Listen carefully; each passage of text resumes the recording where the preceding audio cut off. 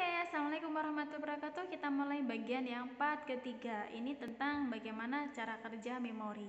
Sebetulnya cara kerja memori itu sangat simpel, hanya 3 langkah.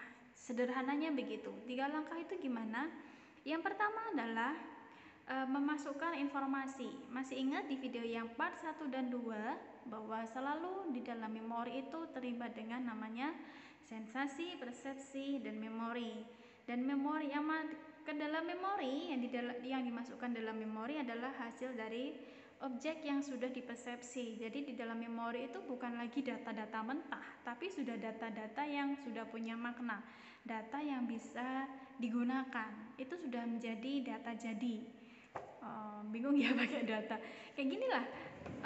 Data mentah itu data yang masih kasar, yang nggak bisa digunakan kalau harus diolah dulu. Jadi kalau kita sudah masukkan informasi di dalam memori, maka data itu sudah lengkap dengan persepsinya. Kalau tadi saya nyontohin tentang singa, maka di dalam memori kita yang sudah masuk itu bukan hanya objek singa, rumbai-rumbainya, giginya, bentuk badannya, kecepatannya kalau berlari, kemampuannya untuk memakan daging. Itu bukan hanya seperti itu saja, tapi sudah lengkap dengan singa itu mengerikan, singa itu mengancam, singa itu buas. Jadi kalau ketemu singa hati-hati, jangan sampai ketemu singa. Jadi sudah lengkap dengan persepsinya, bukan hal lagi tentang objek si singa itu sendiri, pure singa. No, kita sudah menyimpan tentang si singa itu sudah lengkap dengan karakternya dan persepsi kita tentang singa itu sendiri. Yang sudah masuk di memori kita tuh sudah seperti itu. Nah, bagaimana itu bisa masuk? Tetap semuanya ya, sensasi, persepsi, semuanya masukin ke dalam memori, itu input. Nah, itu langkah pertama. Ada 3 langkah. Yang pertama adalah coding. Coding itu memasukkan informasi ke dalam memori. Nah, jadi hasil persepsinya tadi masuk dalam coding, proses coding masuk ke dalam memori. Kemudian kalau sudah dimasukkan, jadi proses memasukkan itu namanya coding. Ya. Berikutnya setelah dimasukkan itu disimpan, namanya storage. Jadi penyimpanan informasi. Jadi singa, karakternya, bentuknya lengkap dengan makna si singa bagi kita, ketakutan dan seterusnya ya, itu sudah di storage. Nah, nanti setelah di storage itu gimana? Apakah sudah selesai? Nah, di proses yang ketiga adalah di penggunaan informasi yang disimpan di dalam memori. Jadi ibaratkan kita tuh punya flash disk segede ini gitu ya. Ini jangan salah loh ya. Jadi flash disk kita ini yang di dalam kepala ini itu berapa ya? Pokoknya jadi angka, terus bayangin angka 1 tapi nolnya 18. Itu berapa ya? Jadi informasi yang bisa disimpan itu sekian, itu satuannya apa ya? Bit ya. Kalau informasi itu ya something like that lah, kayak gitu. Semuanya di dalam kepala, dan apa yang sudah disimpan di memori inilah yang akan digunakan sebagai modal untuk kita rekognisi objek misalnya, atau mengenali objek. Ini siapa ya? Apakah saya pernah ketemu dengan orang ini? Apakah dia teman lama? Apakah dia teman baru? Dia teman SD atau teman SMP atau teman SMA?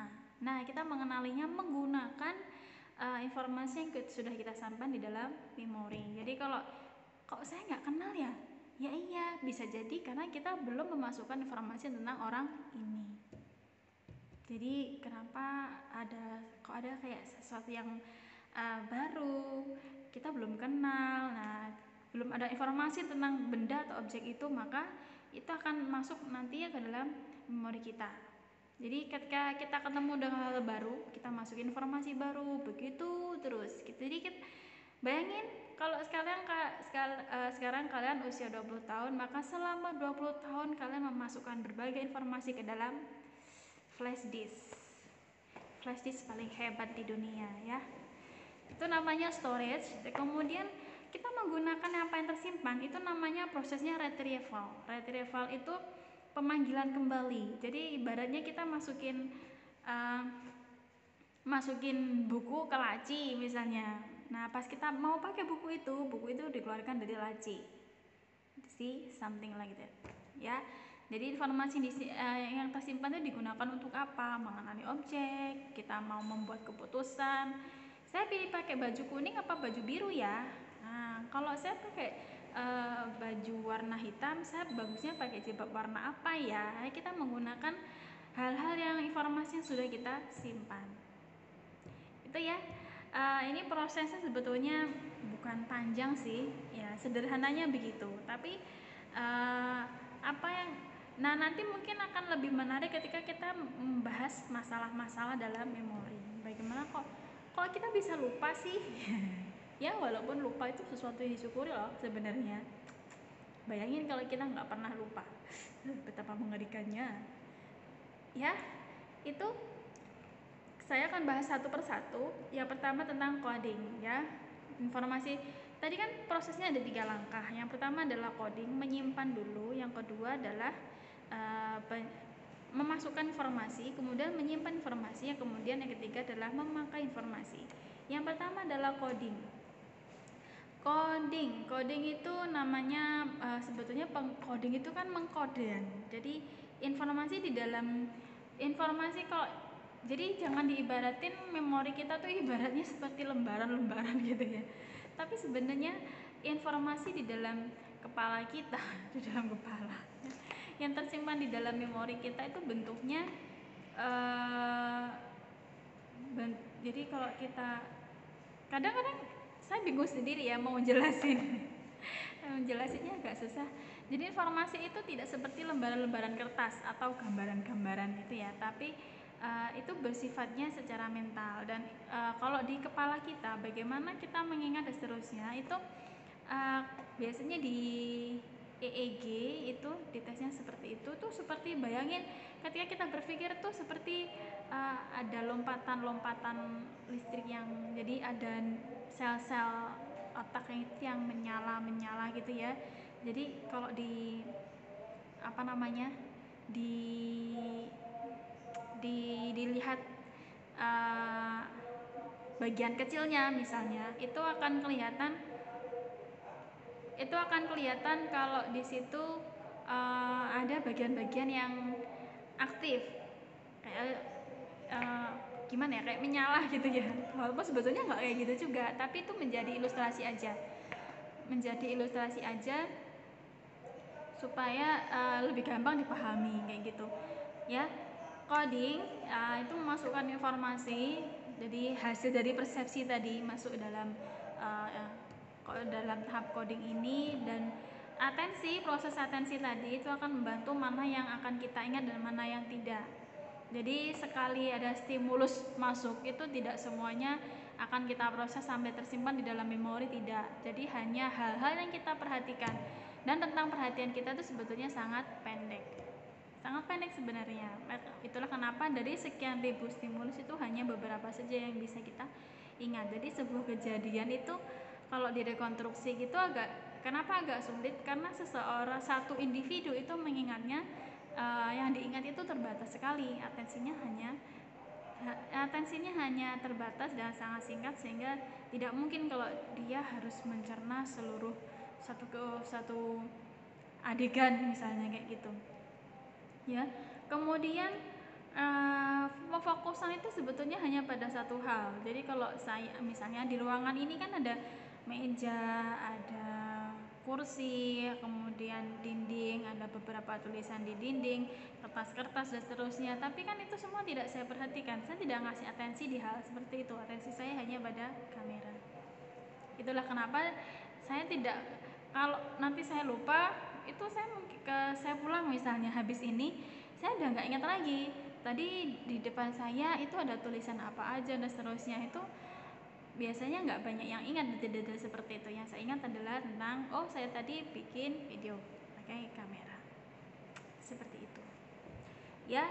Kemudian coding, kemudian berikutnya di coding ini yang penting adalah atensi ya. Atensi itu pefokusan pada objek tertentu, itu namanya atensi. Nanti ada atensi terbagi dan ada atensi yang berkelanjutan. ada dua macam. Jadi atensi terbagi itu mirip-mirip kalau kita ngerjain beberapa hal, beberapa pekerjaan dalam waktu bersamaan. Ngetik sambil dengerin musik, desain sambil dengerin lagu, atau cuci piring sambil telepon misalnya, atau kupas bawang merah sambil nonton drakor. Ada nggak sih kayak kalian kayak gitu? Kupas bawang merah sambil nonton drakor. Gitu.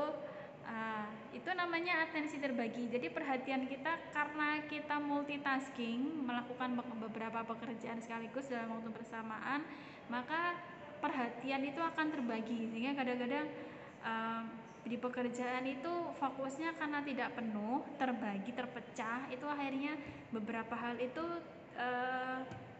secara kualitas itu mungkin kurang. Kayak misalnya ngupas bawang merah, itu ngupasnya itu tidak sebagus kalau kita fokus ke ngupas bawang merah aja, nggak disambi dengan nonton drakor misalnya, kayak gitu. Jadi riskannya multitasking kadang-kadang itu membuat kita melakukan beberapa kesalahan secara teknis, kemudian kurang mendetail karena kan perhatiannya terbagi. Itulah kenapa kalau pas di kelas misalnya seringkali guru itu minta diperhatikan, jangan mereka maunya diperhatiin, nggak disambil chatting, nggak disambi ngerjain yang lain, ngobrol misalnya. Kenapa? Karena pasti atensinya akan terbagi. Nah, kenapa kalau atensinya terbagi itu membuat tidak fokus? Ini yang kedua. Jenis yang kedua. Tadi ada atensi terbagi, sekarang ada atensi yang sustainable atau berkelanjutan. Jadi atensi yang berkelanjutan itu memang individu itu, seseorang itu memang sengaja dia fokus ke satu hal. Karena dia fokusnya ke satu hal, atensinya penuh. Karena dia atensinya penuh, maka dia tidak terbagi, fokusnya ke situ, maka lebih banyak hal yang bisa dia ingat. Itulah kenapa ketika belajar itu sebisa mungkin hilangkan noise yang mengganggu, entah itu suara, suasana yang tidak nyaman, terlalu gerah misalnya. Karena apa? Itu membuat atensinya itu terganggu karena hal seperti tadi, suara yang berisik misalnya. Ya, kalau belajar kan fokus, makanya kadang-kadang ada tipe-tipe orang yang nggak bisa belajar kalau nggak tengah malam. Kalau tengah malam kan bisa lebih mudah untuk fokus ya, kayak gitu. Kemudian itu tentang coding ya. Berikutnya saya beralih ke storage atau penyimpanan. Storage atau penyimpanan, jadi setelah tadi di coding, berikutnya disimpan. Disimpan itu kalau memori itu sebetulnya sangat singkat ya, dan penyimpanannya juga sebetulnya berlangsung sangat cepat. Kalau memori itu ada dua jenis, ada memori echoic dan ada memori iconic. Kalau echoic itu berdasarkan pada apa yang kita dengar, lebih ke auditory, dan itu biasanya durasinya sekitar 4 detik. Kalau di iconic itu biasanya lebih ke visual dan biasanya durasinya hanya pada 1 detik. Jadi kenapa dua indera ini? Karena dua indera ini yang paling sering bekerja bersamaan. Kayak misalnya kita selalu melihat, jadi begitu ada cahaya semuanya terlihat, dan itu secara otomatis masuk menjadi stimulus ke dalam indera penglihatan. Begitu juga pendengaran. Tapi kalau misalnya kayak pengecap kan kalau kita nggak masukin sesuatu ke dalam mulut kan kita nggak ngerasain ya. Atau indera penciuman, kalau tidak ada bau-bauan yang sedang lewat, maka ya kita nggak akan mencium sesuatu, nggak ada bau-bauan tertentu. Atau termasuk juga yang ada di kulit, indera peraba kita. Kalau kita tidak menyentuh sesuatu, maka ya tidak ada sesuatu yang direkam. Tapi mungkin seperti suhu, tekanan itu bisa menjadi salah satu stimulus yang cukup berpengaruh sih ya, kayaknya kayak gitu. Kemudian ada memori namanya jangka pendek, ada jangka panjang. Yang memori jangka pendek atau short term memory itu biasanya pada tahap yang auditory dan sensori, dan biasanya hanya 30 detik. Itu kayak selintas gitu loh. selintas gitu, misalnya ada orang lewat gitu, misalnya kita tahu, oh si A lewat gitu. Nanti kalau ditanya, kamu lihat si A nggak? Oh iya, dia barusan lewat, kayak gitu. Nah, itu memori jangka pendek, jadi hanya bertahan sekitar 30 detik. Jadi itu ya kayak saya bilang tadi, itu kayak lintasan-lintasan. Orang melintas sebentar, orang tanya, hey gitu, hai gitu. Selesai. Jadi tidak banyak yang bisa disimpan. Tapi kalau nanti ya informasi ini sering diulang, kemudian mungkin punya makna tertentu, maka nanti akan masuk ke long term memory, memori jangka panjang. Long term memory, long term memory itu menyimpan informasi-informasi yang biasanya kita ingat dalam waktu yang lama. Misalnya saya misalnya kayak gini, map warnanya ungu, karena bagi saya ini penting. Biasanya mahasiswa kalau di prodi BPI itu biasanya mereka pakai covernya ungu, dan ungu itu karena berkepentingan dengan saya, makanya saya lebih mudah mengingat. Next time kalau ada yang tanya, kalau di BPI covernya warnanya apa, saya bilang, oh warnanya ungu. Kenapa? Walaupun memori itu sudah agak lama. Pertama mungkin karena sering dilihat, kemudian itu punya nilai penting bagi saya, kemudian punya kesan. Nah, maka itu akan masuk ke memori jangka panjang. Jadi memori jangka panjang umumnya menetap. Kayak misalnya kita cenderungnya masih ingat kan, dari teman sekelas. Kalau teman segeng kita dulu tuh siapa, biasanya ingat kan. Tapi kalau sekelas itu siapa aja, itu mungkin ada orang-orang yang kita lupa karena mungkin kita bergaulnya kurang intens, misalnya kayak gitu. Jadi kenapa ada orang-orang yang masuk short term memory dan ada yang masuk ke long term, ya. Kemudian mungkin ada kejadian tertentu yang sangat berkesan sehingga kita mengingat itu seumur hidup. Mungkin momen kelulusan, mungkin momen memenangkan lomba misalnya, itu cenderung kita ingat karena peristiwa itu punya kesan, punya nilai penting bagi kita, atau ada sesuatu yang khas dalam kejadian atau event tersebut. Kayak gitu ya, itu namanya long term memory. Dan biasanya hal-hal yang dengan sengaja kita masukkan, seperti saya belajar misalnya, itu biasanya masuk ke long term memory. Kalau sesuatu yang tidak sengaja, nah itu biasanya masuk ke short term. Tapi kalau nanti di follow up atau ditindaklanjuti dengan mengulang lagi, sering di replay, itu nanti akan masuk ke long term memory. Jadi proses kita belajar sebetulnya lebih banyak menggunakan long term memory. Kita sengaja belajar, sengaja memasukkan informasi ke dalam memori. Kita dengan sengaja menggunakan metode chunking misalnya. Jadi chunking itu kayak jembatan keledai. Kayak misalnya kita menghafalkan urutan warna-warna. Mejiku hibiniu. Nah, itu salah satu contohnya chunking. Karena dengan kita membuat mejiku hibiniu, merah, jingga, kuning dan seterusnya, itu membuat kita lebih mudah untuk menyimpan informasi. Nah, jadi kalau informasi yang kita terima itu dengan sengaja dimasukkan, kemudian menggunakan strategi supaya dia lebih mudah untuk disimpan, diingat, maka menggunakan metode-metode seperti itu. Itu ya, 3 proses utama dalam memori. Ya, berikutnya yang adalah tentang retrieval. Retrieval itu sebetulnya pemanfaatan apa yang kita simpan di dalam memori. Jadi pemanfaatan itu lebih ke bagaimana kita memanggil, ya. Nah, prinsipnya itu juga sebetulnya gampang, tapi prakteknya itu ternyata jadi variatif dan sangat menarik sekali. Misalnya, bagaimana kok bisa lupa ya?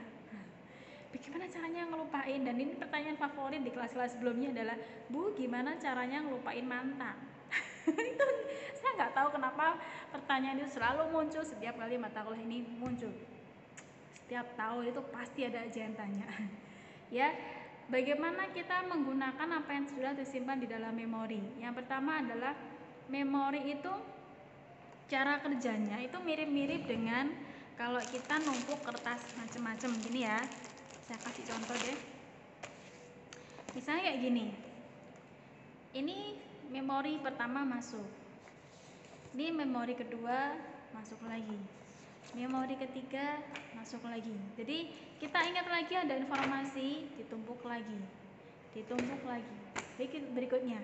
Dan semakin semakin dekat informasi disimpan, itu semakin mudah kita ingat, semakin mudah untuk dipanggil. Kayak misalnya saya barusan ngomong Mejiku Hibinio. Jadi kalau saya tiba-tiba ada pertanyaan spektrum warna misalnya, atau urutan warna, maka saya kan saya barusan masukin informasi itu Mejiku Hibinio. Itu lebih mudah daripada kalau kita masukin informasi itu 3 hari yang lalu, dan setelah itu tidak ada pengulangan. Kamu ingat nggak urutan warnanya 3 hari kemarin? Apa ya? Nah, kayak gitu. Ya, semakin dia semakin fresh dimasukin ke dalam memori sebuah informasi, itu semakin mudah juga untuk dipanggil kembali. Sebaliknya, semakin lama itu informasi itu tidak dipanggil, tidak digunakan, maka juga semakin sulit untuk dipanggil atau digunakan kembali. Kalau kita misalnya, kamu ingat nggak cover buku kelulusan kamu kemarin? Buku kelulusan covernya warna apa ya? Nah, kenapa? Karena informasi itu masuk, tapi tidak pernah diulang lagi, tidak pernah dipanggil kembali, tidak pernah digunakan. Begitu 5 tahun setelah kelulusan ditanya, ya mana ingat kan cover warna buku tahunannya apa, ya kan? Sama seperti itu. Jadi kasus-kasus itu sebetulnya mudah, dan nanti kalau kasus itu yang menjadi menarik sebenarnya di dalam memori. Oke? Untuk materi ini ya, 3 langkah dalam penyimpanan informasi ya. Yang pertama adalah coding dulu, yang kedua adalah storage, yang ketiga retrieval, pemanggilan kembali dan untuk digunakan ya. Terima kasih. Next ke video berikutnya ya.